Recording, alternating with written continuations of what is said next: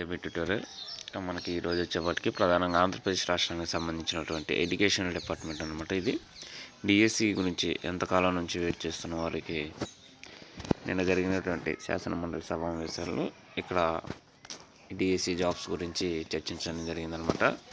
ఇక ప్రధానంగా ఇక్కడ వచ్చేప్పటికి రాష్ట్ర వ్యాప్తంగా మెగా డిఎస్సి అనేది నిర్వహించాలంటే ఇక్కడ ఉద్దేశించి హౌస్లో ఉన్నటువంటి ఎమ్మెల్సీలు తెలియజేయడం జరిగిందనమాట. సో అదేవిధంగా ఎయిడెడ్ని యథావిధిగా కొనసాగించాలి, మండలిలో ఎమ్మెల్సీలో మాట్లాడారు అంటూ రావడం జరిగింది. సుమారు రాష్ట్ర వ్యాప్తంగా ఉన్నటువంటి 25,000 వేకెన్సీస్ అనేవి ప్రధానంగా ఈరోజు వచ్చేప్పటికి ఆంధ్రప్రదేశ్ రాష్ట్రంలో టీచర్ జాబ్స్ అనేవి ఉన్నాయన్నమాట. వీటన్నిటిని కూడా వీలైనంత త్వరగా నోటిఫికేషన్స్ ఇచ్చి ఫిల్ చేయాలంటూ కూడా వీరు మాట్లాడడం జరిగింది. అదేవిధంగా ఎయిడెడ్ని కొనసాగించాలి, ఇక శాలరీస్ కూడా మంత్లీ వైజ్ ఇవ్వాలంటూ కూడా ఇక్కడ రావడం జరిగింది. ఇక అదేవిధంగా సిబిఎస్ఈకి సంబంధించి కూడా వీరు మాట్లాడడం జరిగిందనమాట.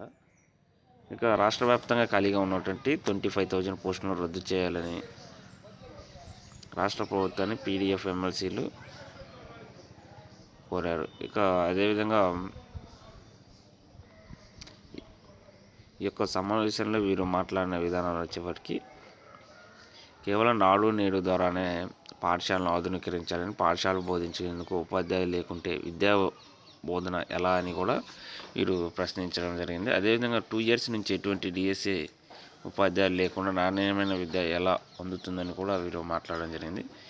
ఇక మనకి అదేవిధంగా 2017లో అప్పటి సీఎం ఎవరైతే ఉన్నారో ఆయన 6th క్లాస్ నుంచి సిబిఎస్ఈ సిలబస్ను తీసుకొచ్చిన తర్వాత ఉపసంహరించారని తెలిపాడు. ఇక 10,000 అబోవ్ పాఠశాలలో సిబిఎస్ఈ సిలబస్ తీసుకొచ్చిందని, సిబ్బంది ఏర్పాట్లు ఎలా ఉన్నాయో ప్రభుత్వం ఆలోచించాలని సూచించారు.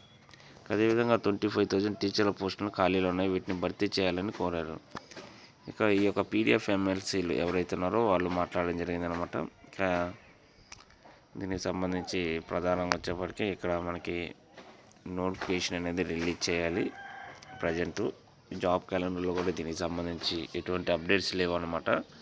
అదేవిధంగా ఈ యొక్క రెగ్యులర్ నోటిఫికేషన్ కాకుండా గెస్ట్ టీచర్కి సంబంధించి కానివ్వండి, అవుట్ సోర్సింగ్ కాంట్రాక్ట్ ప్రాతిపదికన టీచింగ్ అండ్ నాన్ టీచింగ్ స్టాఫ్స్ని కూడా ఫిల్ చేసుకోవాల్సినటువంటి అవసరం ఎంతైనా ఉందన్నమాట.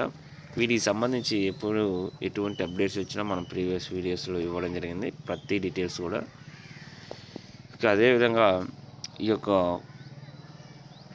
మోడల్ స్కూల్స్ కానివ్వండి, గురుకుల పాఠశాలలు కానివ్వండి, ఇంకా కాలేజీ స్థాయిలో ఉన్నటువంటి లెక్చరర్ పోస్టులకు సంబంధించి వీటన్నిటి కూడా present out sourcing contract basis తీసుకోవడం జరుగుతుంది. వీటికి రెగ్యులర్ ఎంప్లాయీస్ అనేవారు ఇప్పటికీ వీరు నియమించుకోవడం జరగలేదన్నమాట.